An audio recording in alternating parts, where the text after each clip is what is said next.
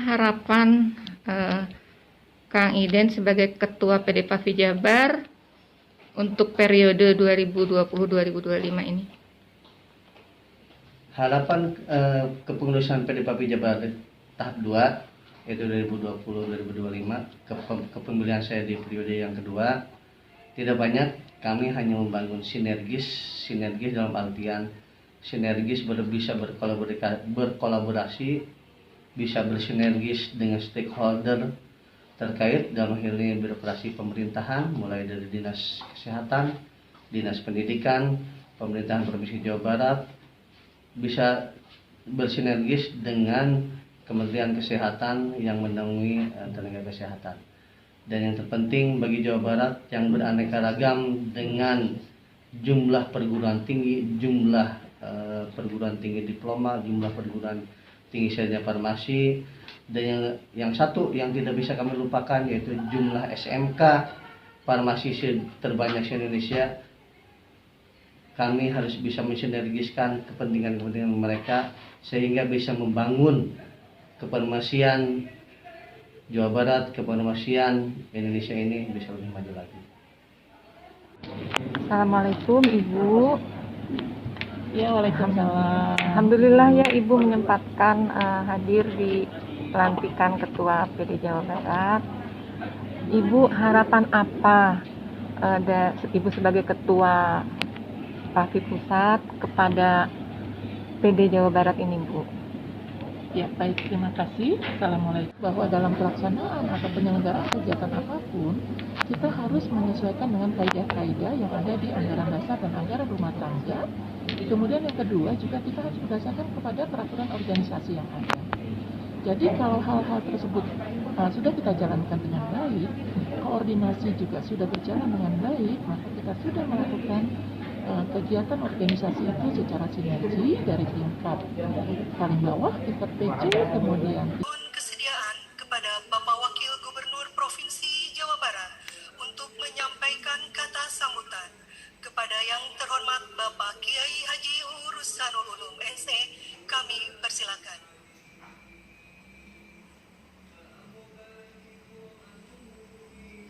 Assalamualaikum warahmatullahi wabarakatuh.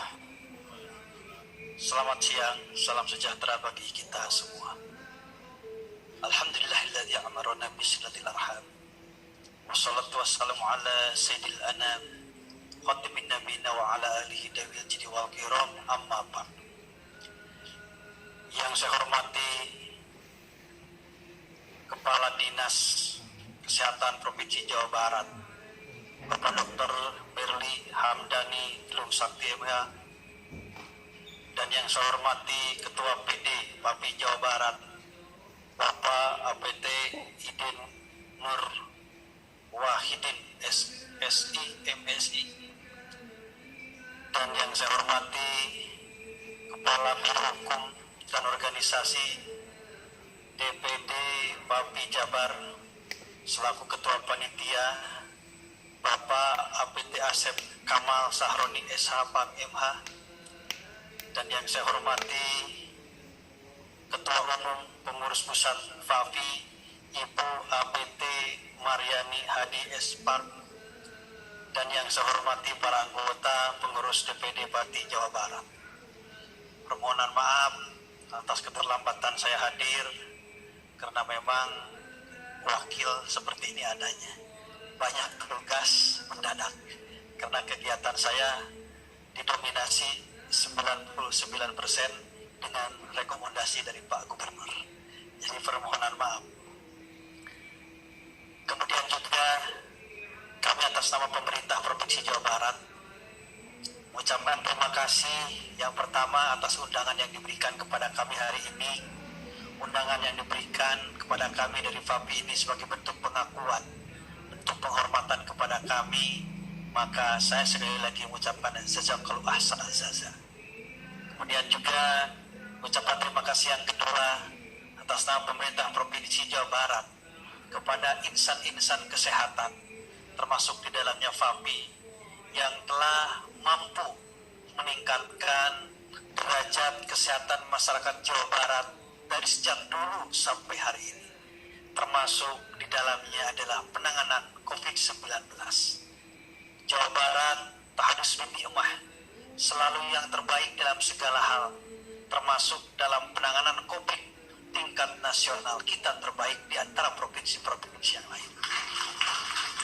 Bahkan PBB dengan melalui WHO-nya merekomendasikan negara-negara lain untuk bisa mengikuti cara dan gaya Provinsi Jawa Barat dalam penanganan COVID ini sangat luar biasa. Tetapi itu semua tidak lepas dari karya dan jasa insan-insan kesehatan, termasuk di dalamnya bapak-bapak semua. Kang Emil sebagai gubernur tidak akan dapat penghargaan. Pemerintah provinsi juga pun tidak akan dapat penghargaan dalam bidang kesehatan kalau tidak ada karya, jasa, keikhlasan bapak-bapak dalam mengabdi sebagai abdi negara. Jadi bapak ini kehadiran sangat luar biasa, pahlawan bagi kami, pahlawan bagi Jawa Barat. Kemudian juga salah satu tugas pemimpin di Indonesia dimanapun tingkatannya ada yang dinamakan pembangunan. Di sana pembangunan ada 3 indikator: pendidikan, ekonomi, ada kesehatan. Artinya kesehatan adalah merupakan faktor yang sangat dominan, indikator yang sangat penting untuk menuju Indonesia unggul, Jawa Barat juara lahir dan batin. Keterangan menyatakan al-aql salim bijismi salim. Akal yang sehat, akal yang hebat, akal yang kuat terletak kepada jiwa dan pribadi yang hebat juga. Kita sebagai insan yang beriman, kita tahu sebuah keterangan menyatakan an-nadofatu minal iman, kebersihan sebagian daripada iman. Tetapi kalau tidak didukung dengan ilmu-ilmu kesehatan, tidak didukung dengan ahli-ahli kesehatan menyampaikan kepada masyarakat tentang sehat, tentang kebersihan, kadang-kadang masyarakat salah kaprah. Oleh karena itu, sehat adalah sangat penting, bukan hanya untuk menuju kesuksesan duniawi, kesuksesan ukhrawi pun sebagai umat yang beragama perlu sehat. Ibadah perlu sehat. Mencari duit perlu sehat. Termasuk juga segala sesuatu aktivitas kita. Kalau badan kita tidak sehat, kadang-kadang jangankan untuk menginginkan sesuatu, cita-cita pun tidak ada. Yang ada ingin sehat dan sehat. Kenapa Anda punya cita-cita ingin punya mobil? Karena sehat. Kenapa Anda cita-cita ingin punya rumah bagus? Karena sehat. Kenapa Anda memiliki cita-cita ingin itu, ingin ini? Satu faktor yang paling dominan adalah karena sehat. Tapi kalau masyarakat tidak memiliki kesehatan, tidak mangan wae, bujeng-bujeng punya keinginan ingin mobil Mercy terbaru, bujeng-bujeng punya keinginan punya rumah yang paling hebat dan yang lainnya, nyeri waos wae, aduh ieu teh ripuh, riet, nu penting badan sehat. Maka faktor kesehatan dalam pembangunan menuju dunia hasanah wa fil akhirati hasanah sangat penting. Maka kehadiran saya ke sini sekalipun telat sebagai bentuk ucapan terima kasih kepada insan-insan kesehatan yang telah berkarya dan berjasa terhadap bangsa dan negara, termasuk di dalamnya adalah Jawa Barat. Selamat melaksanakan kegiatan. Itu saja yang bisa saya sampaikan. Wallahul muwaffiq ila aqwamit thoriq. Wallahu minkum. Wassalamualaikum warahmatullahi wabarakatuh. Terima kasih atas sambutannya. Kepada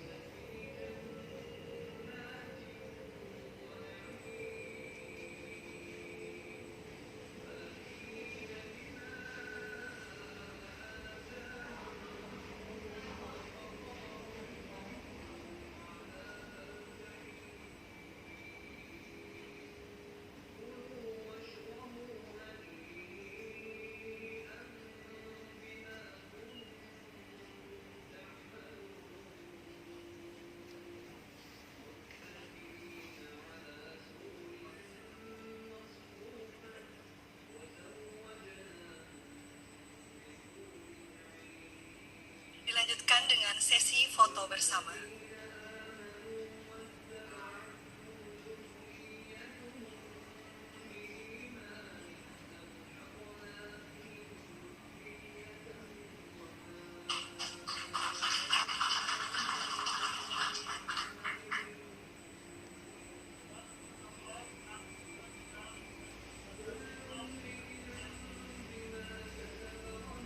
Kepada para pengurus, dipersilakan maju ke depan untuk berfoto bersama Bapak Wakil Gubernur.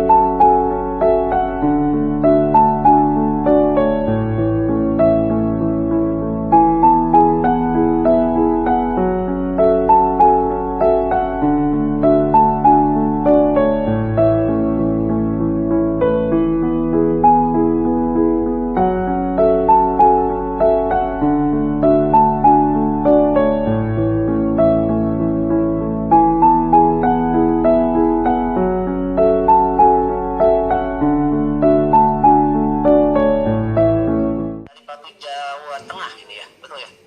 Papua Jawa Tengah, ini izin bertanya untuk pemateri kedua, untuk Bapak mungkin. Apakah semua puskesmas di Jawa Barat ada apoteker sebagai penanggung jawab pengelola obat? Bagaimana menyikapi puskesmas yang belum ada apoteker atau hanya ada TTK saja dalam pelayanan kefarmasiannya, Pak? Silakan, Pak. Baik, terima kasih, pertanyaannya bagus banget. Jadi pertama tentunya kita tadi sebagaimana sudah ditampilkan ya, ada datanya. Belum semua puskesmas memiliki tenaga apoteker maupun juga tenaga teknis kefarmasian, gitu ya. Bagaimana cara menyiasatinya? Menyiasatinya adalah pertama dengan kita membentuk jejaring, ya. Ada jejaring di mana di satu puskesmas yang memiliki tenaga lengkap itu melakukan pembinaan atau pendampingan terhadap puskesmas yang belum memiliki tenaga kesehatan yang lengkap. Dan kebetulan juga di Jawa Barat ini kan belum semua puskesmas terakreditasi. Nah ini juga salah satu kendala ya di kita, karena sebelumnya kita sudah membuat suatu rencana bahwa di tahun 2020 ini kita akan menyelesaikan seluruh puskesmas terakreditasi. Sementara salah satu syarat akreditasi adalah kelengkapan ketenagaan, di dalamnya adalah tenaga kefarmasian. Jadi kenapa masih ada puskesmas yang belum memiliki tenaga kefarmasian? Ya, itu adalah karena situasi saat ini kita sedang fokus untuk penanganan COVID-19, tetapi kita juga menerapkan pendampingan ya. Mudah-mudahan ke depan ya tahun 2021 kita rencanakan akan melakukan percepatan pemenuhan tenaga apoteker dan tenaga kefarmasian lainnya. Demikian, terima kasih. Baik, terima kasih Bapak. Ini ada pertanyaan yang mungkin sebetulnya sudah dijawab tadi oleh Ibu, tapi mungkin perlu kepastian nih Pak. Terkait dengan ATK Pak, yang hari ini habis masa STR-nya. Nah ini katanya apakah memungkinkan untuk ATK ini dijadikan sebagai salah satu syarat untuk pendirian apotek gitu ya Bu ya. Itu yang sedang diusahakan oleh Pak Abi, tapi mungkin kami juga perlu sedikit jawaban dari kedinasan Pak. Silakan Pak. Jadi sebagaimana kita ketahui bahwa untuk izin operasional apotek ya salah satunya adalah melalui Dinas Kesehatan, ya kan.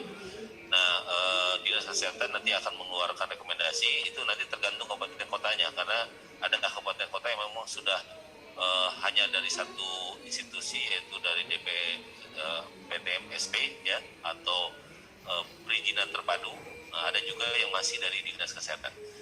Nah, untuk persyaratan tersebut sebenarnya itu sudah tercantum di dalam persyaratan, terutama kalau sudah menggunakan sistem OSS atau one service online itu ya, yang bisa diakses oleh seluruh masyarakat ya untuk mengajukan perizinan terkait dengan pembukaan suatu institusi, contohnya tadi adalah apotek. Jadi itu di situ sudah disebutkan salah satu syaratnya harus ada tenaga teknis kefarmasian. Ini maksudnya ATK, Pak? Oh ya, untuk ATK yang asisten ya. Betul. Baik. Kalau untuk asisten ini jadi sebenarnya kan dia adalah tenaga pelaksana ya di dalam sebuah institusi, termasuk juga di fasilitas pelayanan kesehatan. Maka dia sebenarnya mutlak ya harus ada di dalam persyaratan tersebut, tapi karena memang belum masuk ya, selama ini belum masuk, mungkin nanti kita akan berkomunikasi dengan kabupaten kota supaya ini dijadikan sebagai satu syarat. Saya rasa ini usulan yang baik sekali. Terima kasih. Ya. Baik, terima kasih Pak. Ya, ini banyak pertanyaan yang mungkin saya bisa jawab sebentar ya Pak ya. Ada beberapa pertanyaan yang teman-teman yang bertanya untuk masalah Serkom, masalah STR, perpanjangan STR dan SKP. Mungkin teman-teman silakan dilihat di website kami, di website PAPI, papi.org.id atau di papijabar.org.id. Untuk teman-teman yang sudah habis STR TTK-nya, itu Anda boleh memperpanjang, dan memang hanya memperpanjang apabila pertama Anda punya sertifikat kompetensi, dan yang kedua Anda mengumpulkan SKP. Untuk SKP itu tidak hanya diambil dari seminar-seminar, tapi juga SKP itu bisa dari proses pekerjaan Anda.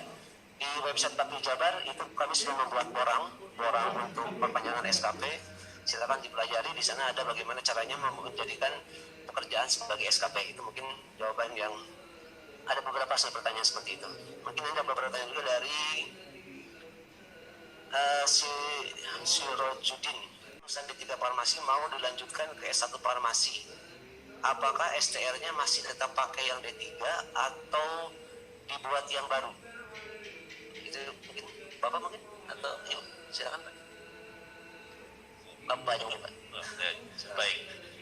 Jadi sebagaimana tadi sudah disampaikan oleh Ibu sih, ya, bahwa STR itu kan sebagai sebuah pengakuan ya, bahwa kita itu terdaftar. Jadi kalau terdaftar berarti harus sesuai dengan jenjang pendidikannya gitu. Jadi kalau nanti melanjutkan S1 dia harus memperbaiki, menyesuaikan dengan STR. Apalagi tadi persyaratan STR kan harus ada Serkom dan ada juga SKP ya, untuk pemenuhan SKP. Baik. Ya, ini satu pertanyaan juga Pak, sedikit tentang SIP TTK Pak. Ini pertanyaannya untuk TTK yang sedang proses atau melanjutkan jenjang pendidikan, apakah bisa mendapatkan SIP TTK Pak? Ya. Nah, kalau ini saya belum mengetahui secara pasti. Mungkin nanti Ibu bisa menambahkan. Cuma kalau saya boleh mengilustrasikan dengan di kedokteran ya, kalau dia sedang melanjutkan pendidikan berarti dia akan dalam status sebagai mahasiswa ya. Ya, artinya dia harus ada di dalam sebuah lembaga, misalkan wahana. Jadi mungkin saja nanti ada SIP khusus di wahana tersebut tempat dia belajar. Terima kasih. Ya, mungkin ada beberapa kasus karena memang banyak teman-teman juga yang mereka lagi melanjutkan pendidikan tapi setelah kerja Pak, masih memungkinkan untuk S1 atau D3 itu biasanya mereka pagi-pagi kuliah, sore mereka masuk di pekerjaan, jadi tetap mereka membutuhkan SCP TTK. Mungkin Ibu bisa menambahkan? Baik, ya, terima kasih. Jadi untuk teman-teman yang saat ini sudah tamat D3, ya kalau sudah tamat D3 kemudian sedang melanjutkan ke S1 kan tidak masalah. Pastilah masih sebagai tenaga kesehatan, masih sebagai tenaga teknis kefarmasian. Yang menjadi masalah adalah teman-teman lulusan SMF. Saat ini masih kuliah di diploma 3, mungkin baru semester 3 atau semester 5. Ya, sementara STR-nya dan SIP TTK-nya ini tentu saja masih STR TTK-nya sebagai lulusan SMF. Nah, bagaimana dengan setelah 17 Oktober, walaupun sudah melanjutkan ke jenjang pendidikan, Tetapi kan yaitu dikatakan masa transisi Undang-Undang Nakes 2016 ini sudah dipersiapkan 6 tahun.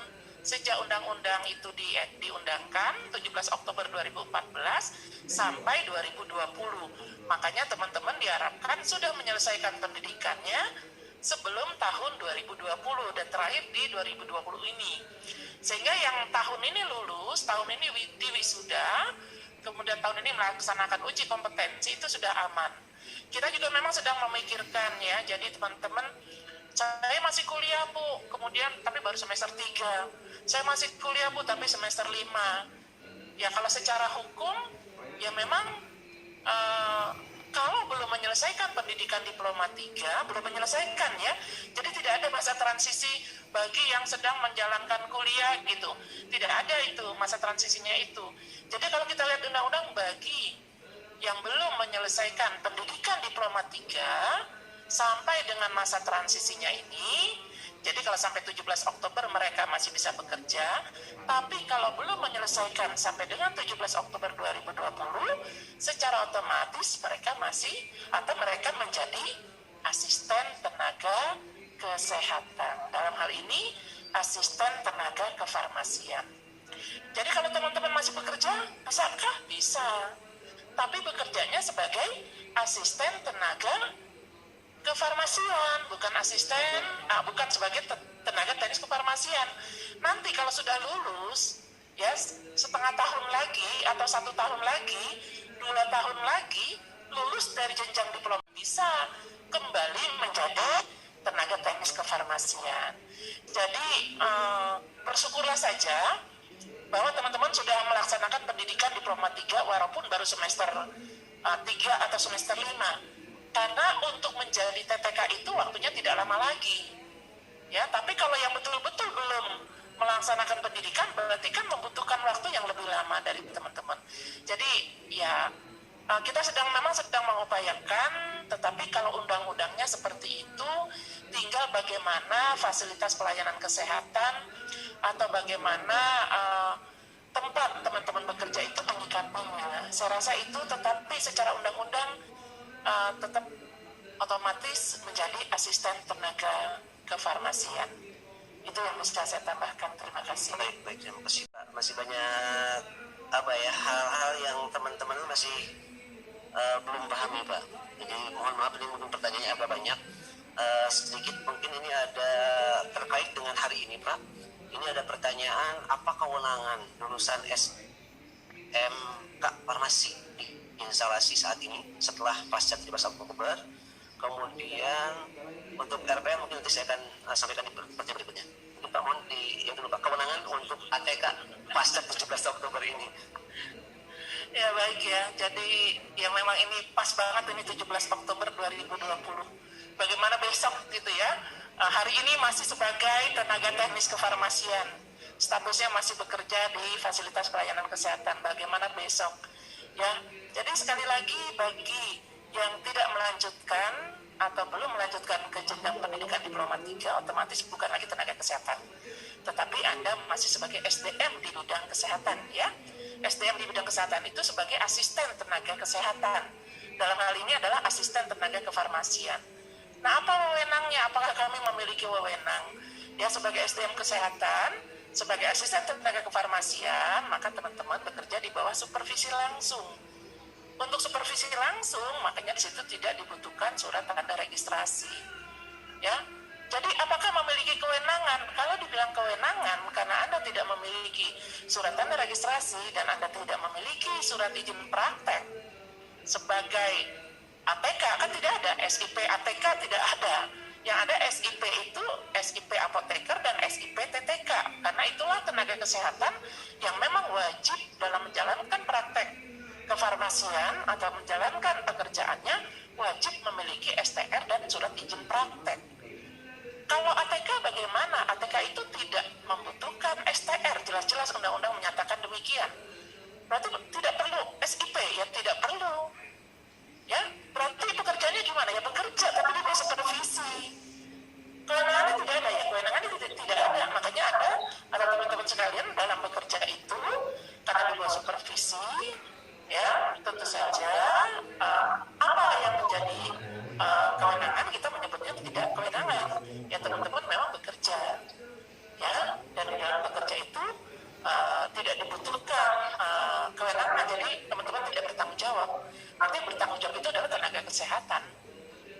ini TTK atau apoteker, karena ATK itu supervisinya boleh di bawah apoteker atau di bawah tenaga teknis kefarmasian. Jadi kalau kita kewenangan kita habis dong, ya begitulah.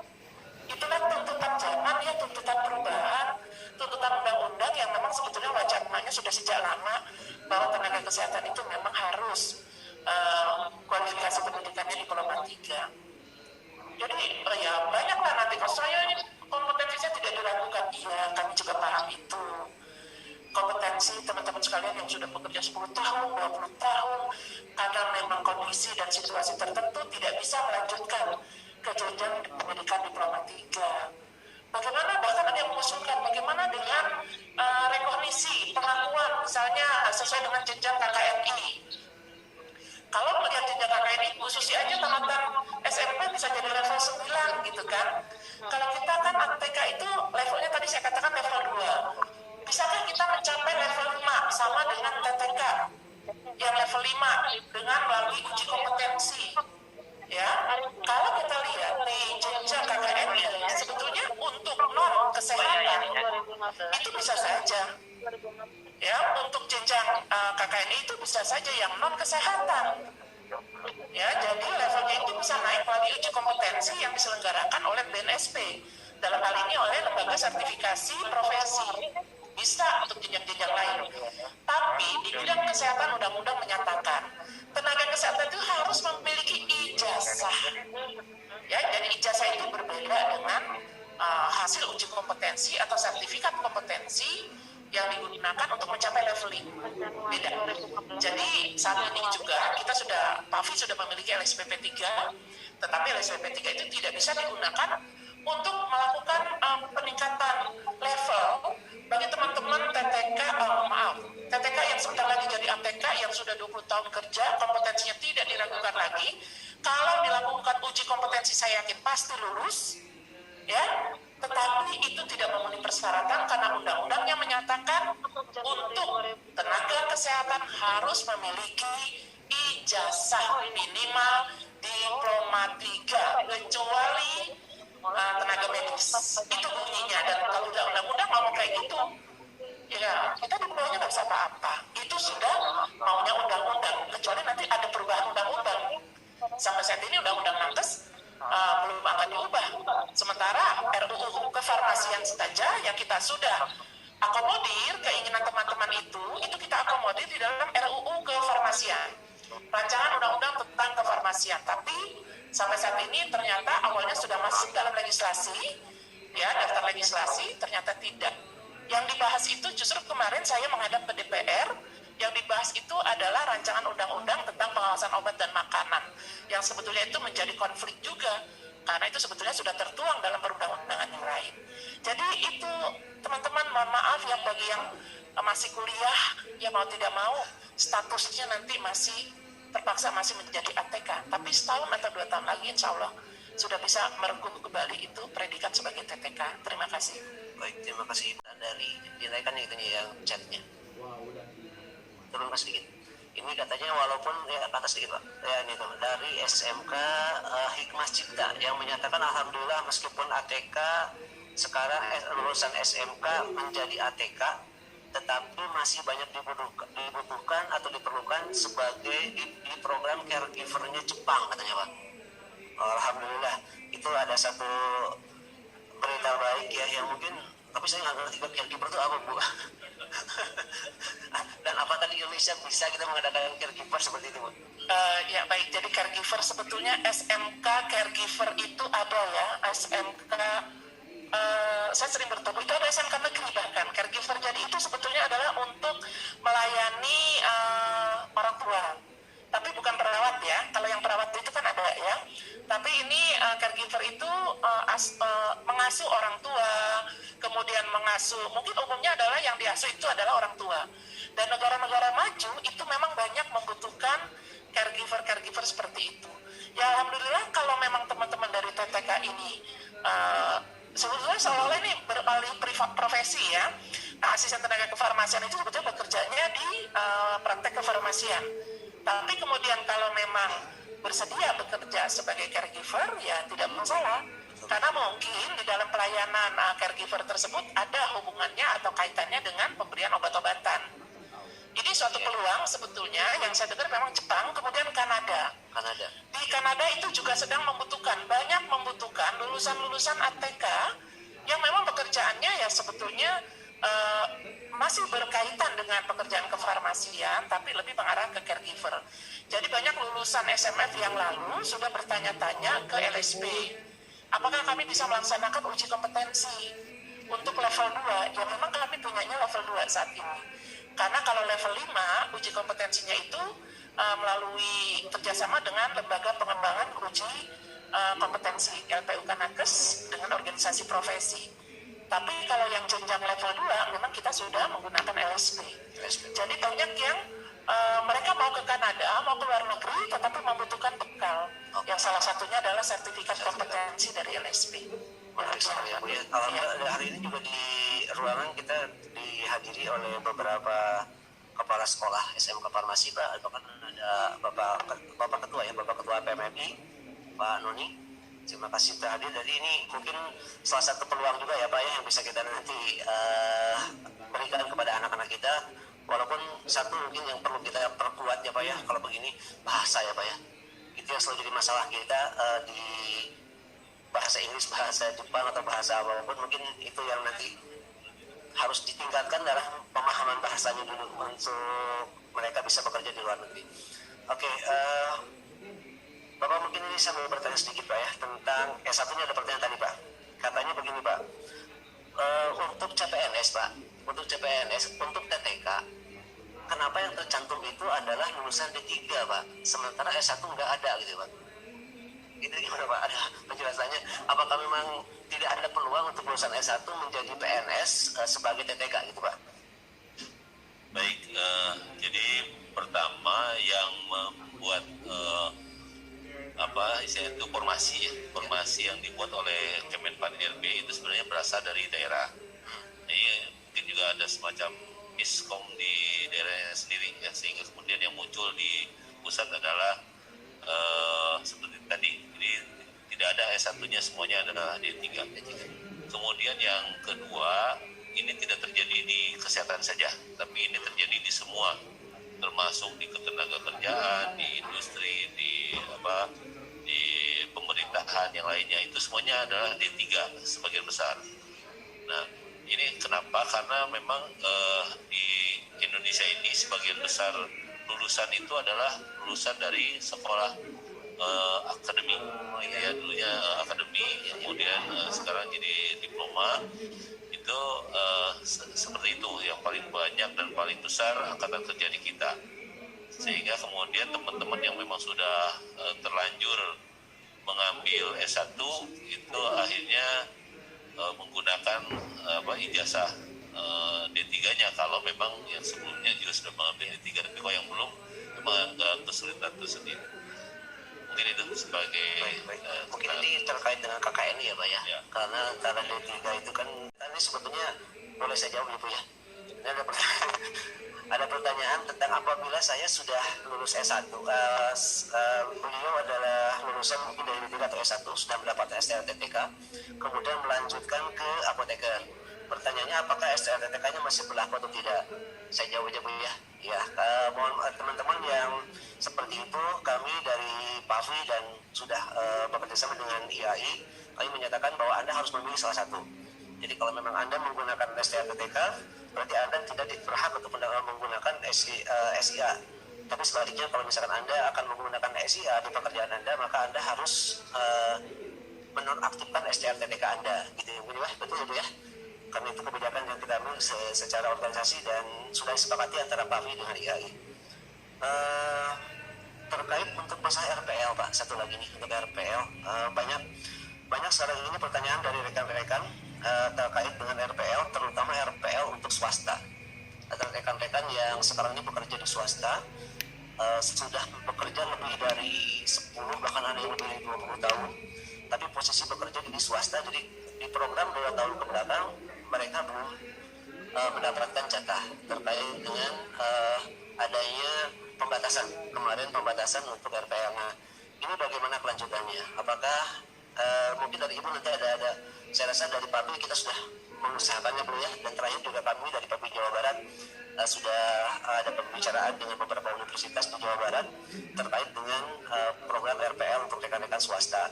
Namun itu baru wacana dan belum ada kepastian, tapi mungkin kita akan mendapat penjelasan sedikit dari Ibu, dan juga mungkin kita perlu ada mungkin dari Bapak juga ada informasi terkait apakah teman-teman yang nantinya ikut RPL itu diakui secara pekerjaan dan sebagainya Pak. Mungkin dari Ibu dulu terkait dengan RPL untuk swasta ini Bu.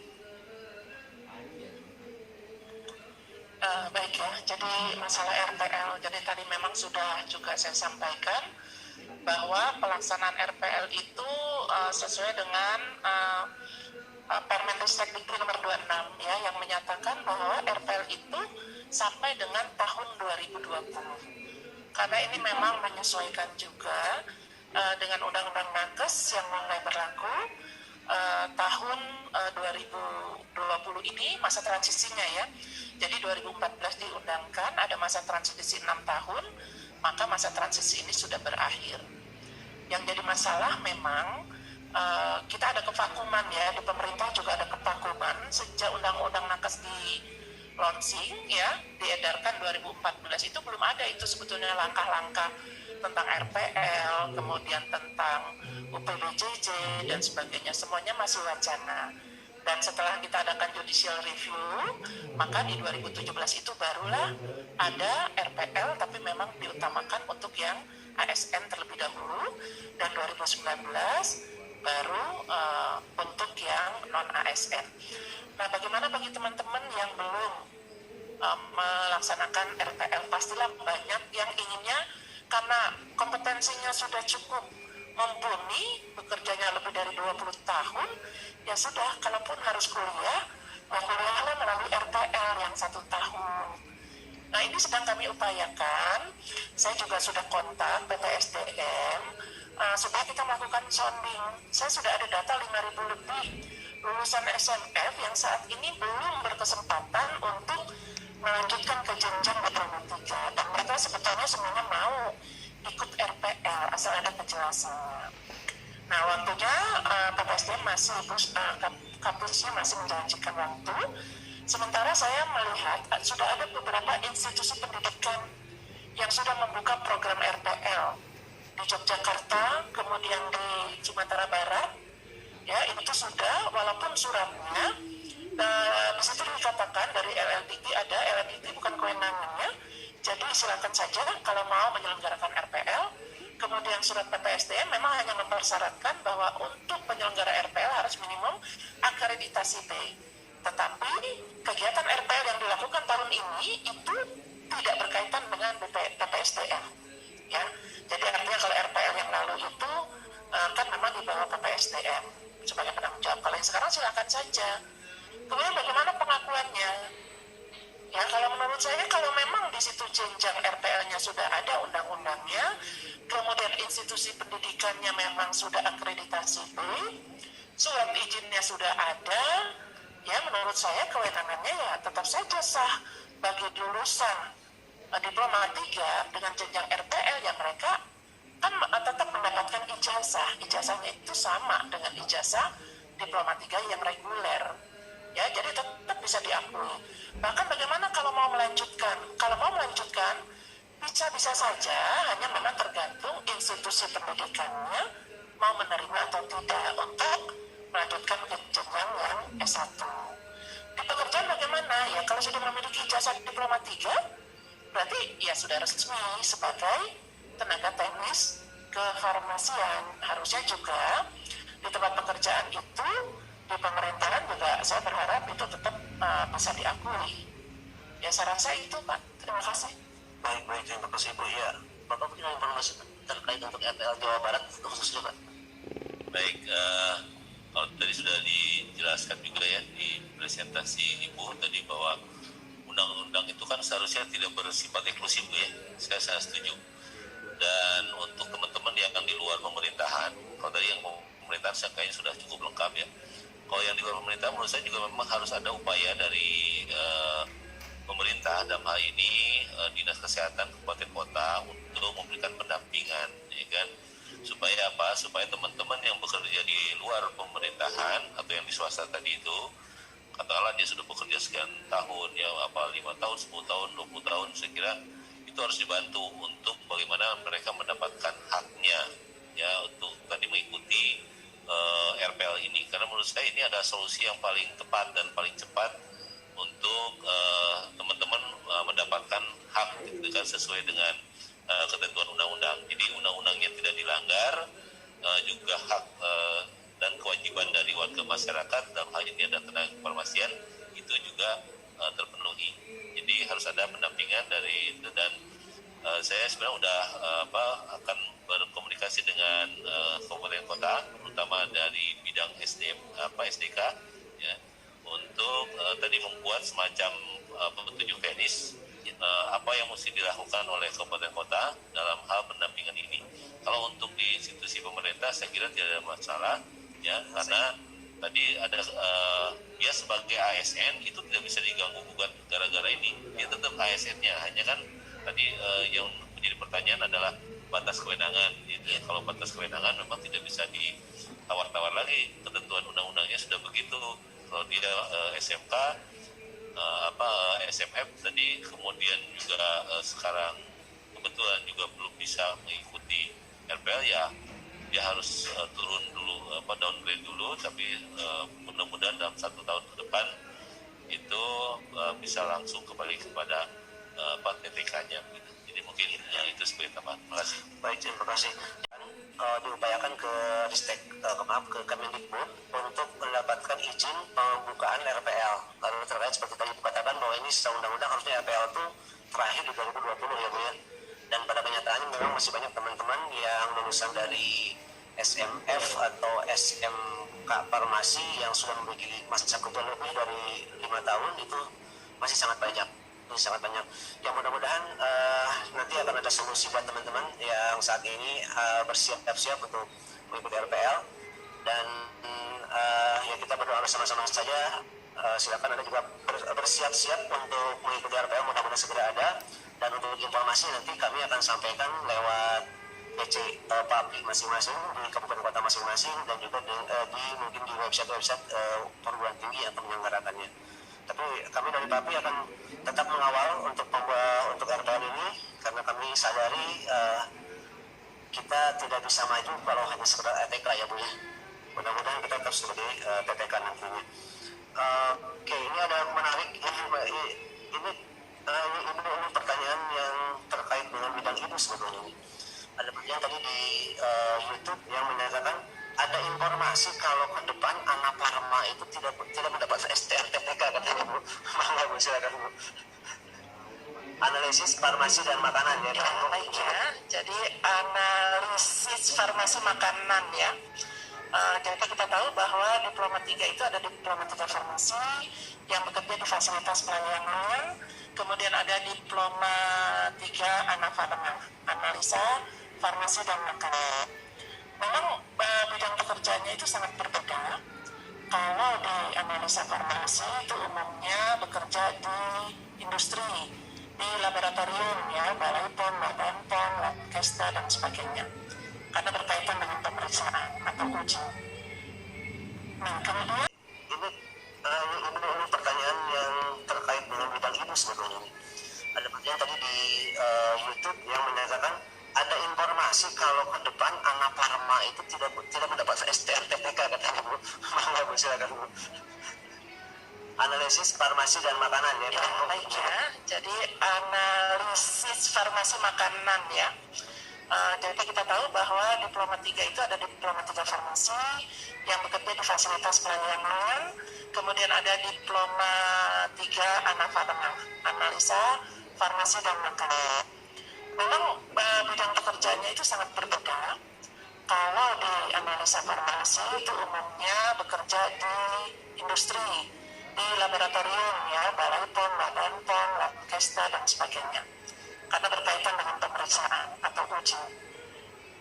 Nah, kemudian kalau yang di pelayanan, memang itu sangat di dalam Permenkes tentang pekerjaan kefarmasian, Permenkes 73, itu sudah jelas bahwa untuk melaksanakan pekerjaan dari kefarmasian, ya itu tenaga kesehatan harus memiliki yang namanya surat izin praktek ya, SRTTK dan surat izin praktek.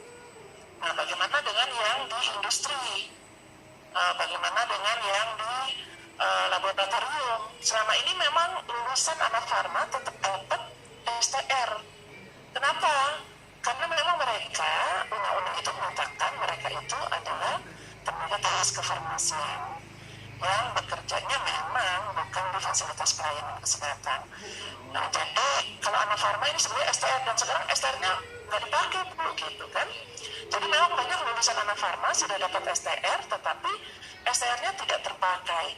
Dan dengan tata nama pemberian gelar, kalau diploma 3 farmasi itu kan AMD Farm. Sekarang ini lulusan anak farma menjadi AMD Kes. AMD Kes. Ya. Kesini. Ya, sekarang AMD Kesehatan. Ini juga memang menjadi pertanyaan kenapa kok jadi seperti itu ya, seolah-olah tidak ada hubungannya dengan farmasian. Padahal kalau kesehatan itu kan luas. Tapi kalau kefarmasian, mereka kan bidangnya itu tetap di bidang kefarmasian, tapi dalam hal pemeriksaan, apakah itu uji obat, uji kosmetik, makanan minuman, dan sebagainya. Jadi pengujian, penetapan kadarnya, bahan zat berbahaya, dan sebagainya, itu yang dilakukan oleh lulusan farma. Dan memang saat ini belum seolah STR-nya memang tidak dibutuhkan, memang seperti itu. Tapi masih boleh dapat ya? Masih bisa mendapatkan STR ya? Ya, secara umum ketika mereka melakukan uji kompetensinya juga masih bergabung ya, dengan pelaksanaan uji kompetensi diploma 3 farmasi, maka mereka akan dikeluarkan Shercom. Jadi kalau sudah melaksanakan uji kompetensi, kemudian mereka akan mendapatkan sertifikat kompetensi. Dan sertifikat kompetensi itu nanti memang digunakan untuk mengurus STR dan si TTK barangkali tidak terurus. Jadi STR-nya pasti akan terurus untuk tahap awal ya. Iya, betul. Tapi kalau misalnya mau perpanjangan, mereka tidak mau memperpanjang STR-nya karena berpikir untuk apa gitu kan, ya berarti silakan saja. Dan ada kesalahan-kesalahan yang terjadi. Lulusan anak farma itu banyak yang bekerja di fasilitas pelayanan kesehatan. Ini saya tanyakan Bu, apakah diperbolehkan sebetulnya secara regulasi lulusan dari anak farma itu bekerja di pelayanan? Ya, jadi itu sebetulnya capaian lulusan itu sangat berbeda. Jadi kalau kita lihat tadi, lulusan anak farma kuliahnya itu mengenai pengujian obat, pengujian makanan, ya, pengujian minuman, kosmetik dan sebagainya. Kemudian harus bekerja di pelayanan, itu kan tidak sesuai dengan kompetensinya. Sementara TTK itu harus bekerja sesuai dengan kompetensinya. Tapi banyak kesalahan yang terjadi seperti itu. Kenapa mereka melakukan seperti itu? Ternyata pada saat melakukan misalnya mengikuti tes PNS lulus, kemudian mungkin orang yang berperan di dalam menentukan penempatan itu tidak paham kalau ini adalah TTK adalah TTK Anak Farma, bukan TTK dari D3 Farmasi. Itu kan suatu kecelakaan sebetulnya. Nah, kemudian banyak juga institusi pendidikan yang nakal. Gimana caranya supaya lulusannya itu nanti bisa bekerja di fasilitas pelayanan? Dibuatlah tambahan matrikulasi atau apapun namanya, misalnya 20 SKS, 15 SKS untuk farmasetika. Ini juga nggak benar. Ya. Jadi kalau memang seperti itu harusnya bergabung saja. D3 itu ya sudah jadi satu aja, D3 farmasi misalnya, tapi mereka tetap maunya masing-masing. Ya. Jadi kami dari PAVI untuk menyikapi itu sudah membuat surat edaran tertanggal April 2018. Kalau yang memang sudah terlanjur, ya sudah, biarkan saja selama mereka itu memiliki kompetensi dan kompetensinya itu sudah diakui oleh apotekernya. Misalnya bekerjanya di apotek atau di instalasi farmasi rumah sakit. Selama apotekernya itu menyatakan mereka kompeten, dan umumnya mereka itu adalah lulusan SMF biasanya, ya, yang bekerja di fasilitas pelayanan kesehatan, melanjutkannya D3, sama seperti saya, SAA, melanjutkannya D3, akad farma, tapi saya nggak pakai akad farma saya, gitu kan. Kemudian mereka memiliki kompetensi itu, walaupun D3-nya analis farmasi makanan, Kemudian mereka masih tetap mendapatkan STR. Tapi untuk tahap selanjutnya kita tidak izinkan. Kalau yang lulusnya sudah di atas 2018, kemudian mereka sengaja mau bekerja di fasilitas layanan kesehatan, itu kita tidak izinkan. Kepada PD dan PC, kita sarankan jangan direkomendasikan. Oke, baik. Itu mungkin informasi buat teman-teman dari Biro Sertifikasi Ya. bahwa nanti mulai 2018 ya Bu ya? Iya, lulusan 2018. Lulusan 2018 untuk anak Parma itu tidak mendapatkan rekomendasi untuk mendapatkan STRTTK. Itu informasi juga buat kami. Terima kasih untuk informasinya. Ini alhamdulillah, mudah-mudahan segera kita akan tindak lanjuti. Dari PAVI kami tetap berharap RPL tetap ada, mudah-mudahan banyak perguruan tinggi terutama di Jawa Barat, karena salah satu syarat untuk penyelenggara program RPL adalah program studi D3 Farmasi yang sudah terakreditasi B. Dan di Jawa Barat sekarang sudah, alhamdulillah sudah mulai banyak, alhamdulillah hampir semuanya dari D3 Jawa Barat itu sudah B. Jadi mudah-mudahan ini nanti kalau sudah ada dibuka oleh Kemendikbud, diperbolehkan untuk RPL, akan banyak perguruan tinggi yang menyediakan RPL, sehingga mungkin Jawa Barat bisa selesai Pak ya. Mudah-mudahan selesai teman-teman yang di swasta itu di 5 atau 6 tahun ke depan Pak. Karena Jawa Barat paling banyak Pak. Data kami luar biasa, di teman-teman di Jawa Barat itu hampir lebih 10.000 Pak untuk teman yang sudah di atas 5 tahun pekerjaannya. Itu informasi sedikit Pak. Mungkin nanti akan banyak, tapi ini sebetulnya akan ramai buat kantornya Pak Berli ya. Nanti STRTTK akan banyak Pak. Mohon maaf, banyak yang harus ditandatangani. Ini teman rekan-rekan dari Biro Sertifikasi setiap bulan itu mengirimkan tidak kurang dari 300 Pak STRTTK dari rekan-rekan, yaitu menyatakan Jawa Barat ini memang sangat banyak TTK-nya Pak. Alhamdulillah, mudah-mudahan dengan begitu kesehatan masyarakat kita terjamin ya. Walaupun ada pertanyaan yang menggelitik sebetulnya, ini pertanyaan selalu muncul ya Bu ya, dalam munas kami di PAVI juga. Apakah ada standar gaji untuk membedakan S1, D3, ATK? Ini selalu muncul pertanyaan ini, standar gaji untuk lulusan S1, D3, dan ATK. Ibu mau jawab Bu? Baik ya, jadi untuk standar gaji ini memang agak sulit karena tiap-tiap wilayah, tiap-tiap provinsi dan daerah itu berbeda-beda. Jadi yang dilakukan itu biasanya kalau PAVI untuk daerah tertentu, ketika akan melakukan standarisasi tentu saja harus berkoordinasi. Ya, berkoordinasi dengan pemerintah daerah setempat, apakah memungkinkan, jika memang sudah memungkinkan, kemudian dengan para stakeholder, dengan para user, itu juga dilakukan koordinasi. Jadi tidak bisa kalau untuk penentuan standar gaji itu hanya dari organisasi profesi gitu kan, atau hanya dari satu pihak-pihak tertentu, itu tidak. Jadi memang untuk PAVI sampai saat ini silahkan saja kalau memang di PAVI wilayah atau PAVI daerahnya itu sudah akan menetapkan standar gaji, tapi tidak bersifat nasional. Yang sudah ada itu adalah di daerah Sulawesi Utara, itu sudah berhasil. Ya, tetapi silahkan kalau nanti untuk wilayah-wilayah tertentu akan melakukan standarisasi ini, tetapi tentu saja banyak sekali pertimbangan-pertimbangan. Itu ya, jadi memang sampai saat ini belum ada secara khusus, itu belum ada. Ya. Dan saya tidak akan bertanya ke Pak Berli, karena ya, itu bukan ranah kedinasan ya Pak ya. Biasanya untuk penetapan standar gaji atau standar gaji itu dikeluarkan oleh organisasi profesi. Dan sekali lagi dari pernyataan dari Ibu, untuk sementara PAVI belum bisa membuat standar itu. Ya mungkin ke depannya Bu ya, kita ke depan. Mudah-mudahan seperti itu. Mungkin per daerah ya Bu ya. Untuk sementara kami pun dari PD Jawa Barat belum bisa menetapkan standar pergajian untuk lulusan ATK ataupun lulusan D3 atau S1. Mungkin ke depan ini PR-nya Pak Iden mungkin ya, nanti membuat standar gaji gitu ya. Ini berat ya Pak Iden ya. Sangat berat kan, terkait dengan banyak kepentingan. Oke, saya rasa teman-teman sudah masih ada pertanyaan yang belum terjawab. Saya rasa sudah cukup mewakili ya semua pertanyaan. Atau mungkin ada pertanyaan dari teman-teman yang hadir di sini di ruangan ini. Saya persilakan untuk 1-2 pertanyaan. Ini kebetulan ini ada pengurus dari PD PAVI Jawa Barat yang akan dilantik hari ini, yang beberapa juga pengurus PC, pengurus cabang, ada dari APMFI, ada dari forum komunikasi edukasi rumah sakit. Ada rekan-rekan? Oke, kalau tidak ada sepertinya sudah cukup ya, alhamdulillah.